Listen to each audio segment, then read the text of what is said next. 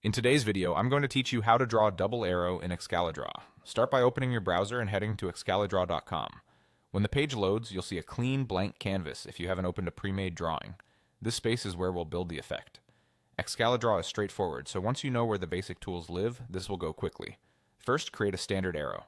Look along the top toolbar for the arrow tool. It looks like a simple line with a pointed tip.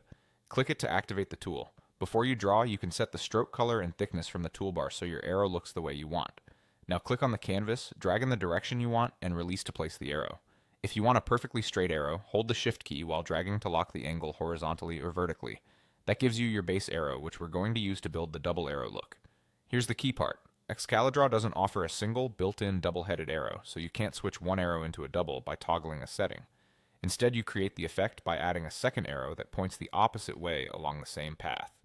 With the arrow tool still active, position your cursor at the end of the first arrow where you want the second arrowhead to appear. Click and drag back in the opposite direction, following the same line as closely as possible, and release when the second arrow reaches the other end. Hold Shift again if you want to keep it perfectly straight. Aim to match the length and angle so the two shafts overlap neatly. If they look a bit misaligned, zoom in and nudge one of them until the lines sit right on top of each other.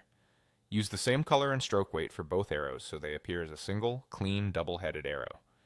If you notice a slightly darker area where the two lines overlap, that's expected. You're seeing both arrows stacked together. Matching their length and position closely helps minimize any visible seam. If you need to move the double arrow, drag a selection around both arrows and move them together so they stay aligned. To adjust the look, select one arrow at a time and tweak the stroke thickness or color from the toolbar. Then mirror those settings on the other arrow for consistency. And that's it. By drawing one standard arrow and then adding a second one that points back, you've created a clear polished double arrow in Excalidraw.